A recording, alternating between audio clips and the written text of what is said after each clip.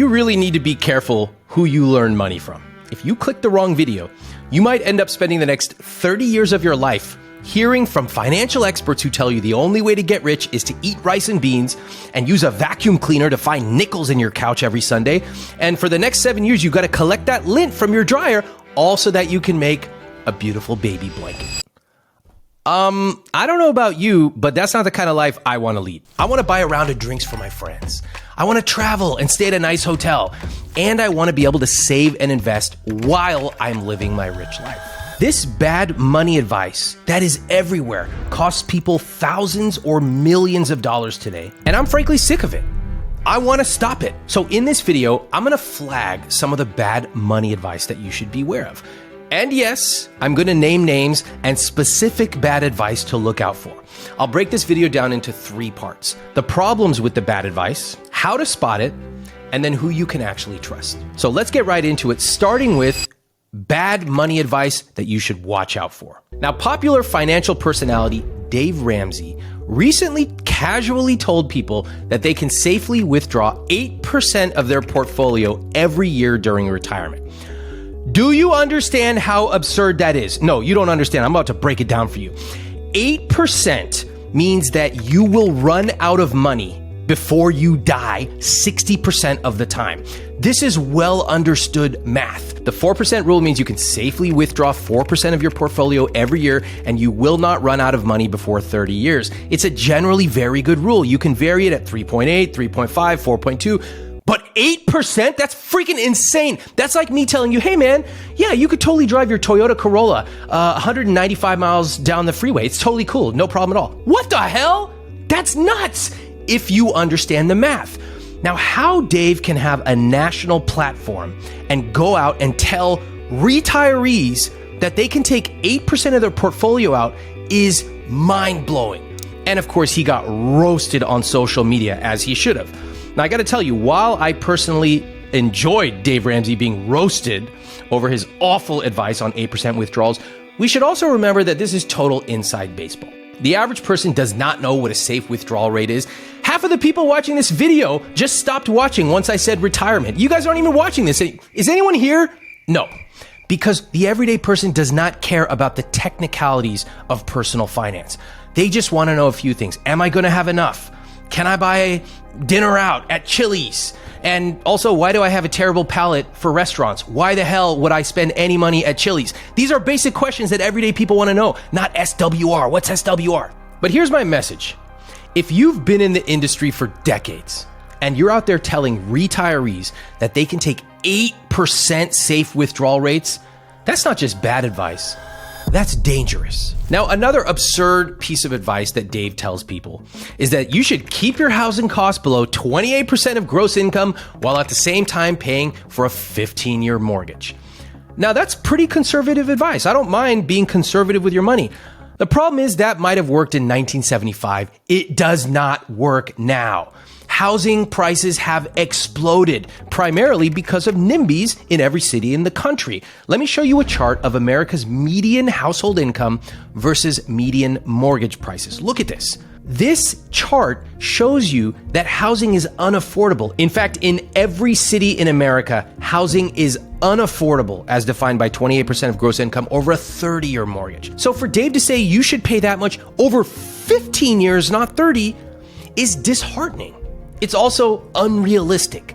The average person in their 20s, 30s, even 40s finds that incredibly difficult. Now, I don't mind conservative advice, but we need to adapt with the times. We need to show people that, hey, sometimes it's better to rent. Of course, Dave might not want to do that because he's making money from lead gen to realtors. But we need to show people sometimes it's better to rent. Sometimes it's better to own. Sometimes you need to consider all your options instead of being shoehorned into advice that would have worked in 1984. Now, personally, I like a 30-year fixed rate loan. Yeah, you're going to pay a little bit more in interest compared to 15 years, but it's more flexible. You can pay it off shorter if you have money. You can extend it out if you like. So I disagree with holding people today to the exact same standards that would have worked in the 70s or 80s. Times have changed. Housing costs are way up. Healthcare costs are way up. Incomes have changed, and we need to account for that when we make our recommendations. Now, I will say this. If you live in the Midwest, if you have a credit card spending problem, if you need discipline with your spending, I actually think you should listen to Dave. I think he's very good at helping people buckle down with debt. Or if you want to believe that you can, quote, easily get 12% returns in the market. If you want to follow someone who runs a company where they do spousal interviews. If you want to follow someone who downplays COVID, minimizes masks, pulls out a gun during a work meeting, and tells employees that, quote, sex outside marriage is wrong, well, then you know who to follow. Just don't think that an 8% safe withdrawal rate is realistic. Now, let's talk about Kevin O'Leary. You've seen him on Shark Tank.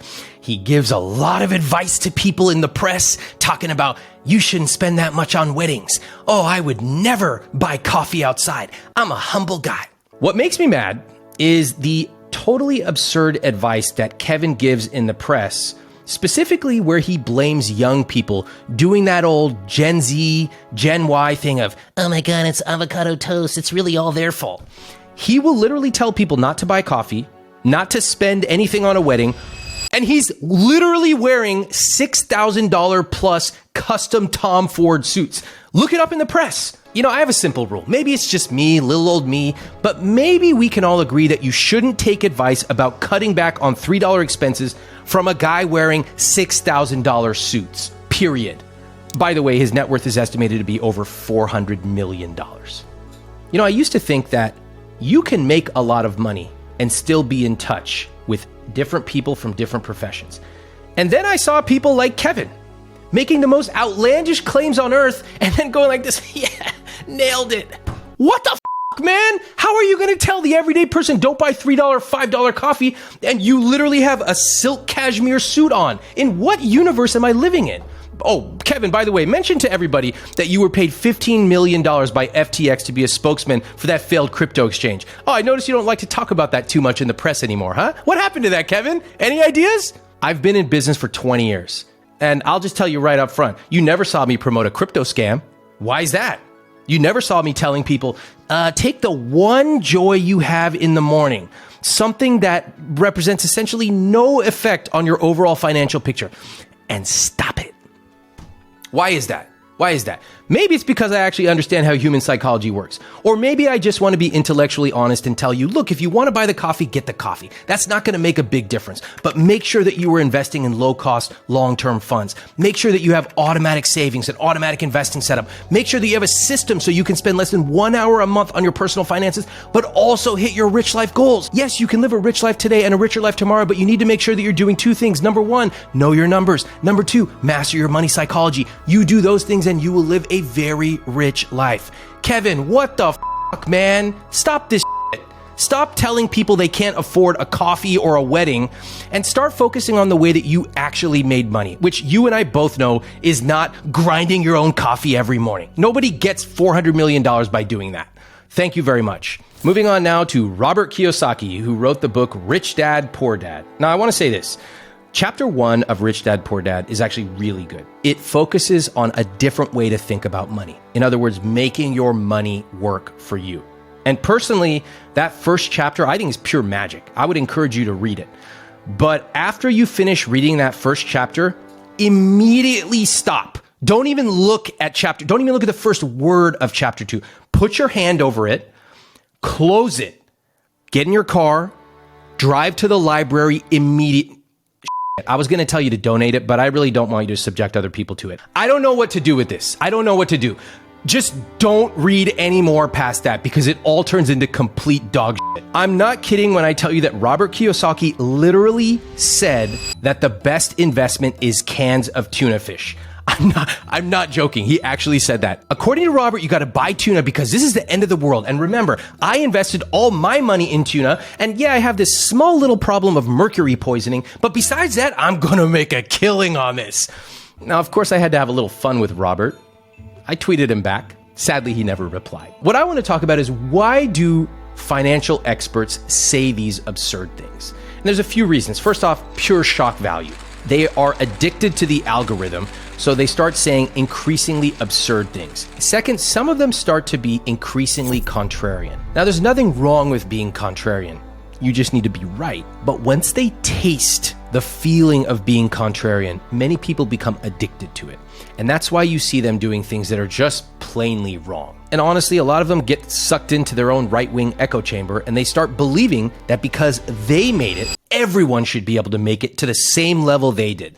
They completely discount the fact that they were born to usually two parents, supported by clean air in America, roads, and enough food, and so on. I always told myself, the more money I make, the more real I'm going to keep it. That means acknowledging that I was lucky to be born in America to two educated parents. I was lucky to have the chance to go to public school and then to go to college. I was lucky to be able to have all these things. Yeah, I worked hard, of course, but I was also set up in a way to succeed. All right, so Robert, just two questions. First, why are you posting all this weird shit on Twitter? Like, what happened, man? And second, what happened between chapter 1 and chapter 2 of Rich Dad? That's all I want to know. Hit me up. Just let me know the answer to my two questions. I'm good. Now, what should you look out for when you are researching these experts? Well, that brings me to part 2, red flags to look out for. Let me tell you exactly what red flags to look out for. But first, what about me? What about my red flags? Of course I have them. If you don't like a charming Indian guy with a taste for habaneros and ironing clothes who went through his own fitness transformation, you should probably stop watching this video right now. Definitely do not click follow and subscribe because that's what you're going to get. Now, there are other things people accuse me of. For example, I love comments from people who say, Ramit, you got rich writing a book on how to get rich. Let me just respond to this once and for all. First off, I make about $1 per book. Now, trust me, there are much easier ways for me to make money. Second, if you genuinely believe that you can get rich writing a book about getting rich, you should do it. Please, I will even buy your first copy. I promise you. Please, please, please try to do it. So you want to know the real red flags? Let me tell you 3 you should look out for. Red flag number 1, someone who's cagey about how they make money. They should be very direct with you on how they make money. Let me tell you how I make money. Over 30 years, I have consistently invested in low-cost, long-term index funds. I started investing when I was a teenager. My dad helped me open up a custodial IRA account. This is exactly what I teach in my book, I Will Teach You to Be Rich. I didn't grow up wealthy. I'm the son of immigrant parents. I applied for scholarships to attend college, and I started my business out of my dorm room. Now, over the years, as my business grew and my earnings increased, I also kept increasing how much I was investing. Now, that's not a sexy answer. So people don't really want to believe it. Ramit, how'd you get so rich? How do you travel like that? Well, the answer is I started investing a long time ago. I let it cook for decades, and I keep on investing. That's life. I don't keep any of that secret. But if someone you're following does, if they're reluctant to provide details on how they made their money, that's a bit of a red flag. Red flag number 2, percentage-based fees for financial advice. Any of these sound like you? I don't have time to invest. I don't understand investing. Money's not for me. Why don't I just pay a financial advisor to do it for me? First of all, there are tons of specific great books on how to invest. I cover it in my book, I Will Teach You to Be Rich. I have a video right here on YouTube. Just search for I've made millions of people rich. Here's my playbook to find the video. Second, that 1% fee. Do you know how much it will cost you? Take a look at this chart. It's important to know that financial experts are often no better at getting investment returns than amateurs, meaning you, right here watching this, can essentially get the same returns as a fancy Wall Street portfolio manager if you invest in low-cost, long-term index funds and you let it ride. Chapter 6, I have all the research in my book to show you exactly this. I'll give you an example right now. Putnam Investments studied the performance of the S&P 500 over 15 years, and during that time, the annualized return was 7.7%. They noticed something amazing. During that 15-year period, if you missed the 10 best days of investing, your return would have dropped from 7.7% to 2.96%. And if you missed the 30 best days over 15 years, your returns would have dropped to negative 2.47%. What does this mean? It means that a few days over a huge period of time have everything to do with how much money you will make. But here's the catch. Nobody knows what those days are.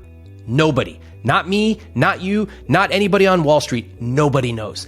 That's why the key is to keep investing. Every month, automatically, just like I show you in my book and in my automation system. Let me give you the actual dollar values. If you'd invested $10,000 and kept your money in the market over those 15 years, you'd end up with just over $30,000. If you missed the 10 best investing days, which again, nobody knows what they would be, you'd end up with $15,000. And if you missed the 30 best investing days, you'd end up with $6,873. That's less than you began with. This math is startling. It makes you wonder about the certainty of experts who say it's obvious the market's going down. We got to retrench. We got to take profits. Ignore them. It may feel good to try to predict where the market's going to go, but candidly, when it comes to investing, your feelings will lead you astray. You know what kind of feelings I have when I look at my investment portfolio? It feels like I'm looking at concrete. Oh, wow, concrete. Oh, portfolio. There it is. Close. I don't even log in that often. That's how you should be treating your portfolio. Now, the vast majority of you can earn more than the so-called experts by investing on your own. No financial advisor, no fund manager, just automatic investments in low-cost funds. Now, if you still want to hire a financial advisor, fantastic. Make sure that you are paying a flat rate or an hourly fee. And remember, financial advisors can provide some really good behavioral coaching, especially when the market goes down. But don't pay a percentage-based fee. Red flag number 3, says one thing, does another. Now, if your so-called financial expert is running around telling everyone they can double your returns if you follow their advice, but then their company files for bankruptcy, as certain financial experts companies have, that should alarm you. A good financial expert will know how to run their numbers. They will know how to plan and manage risk.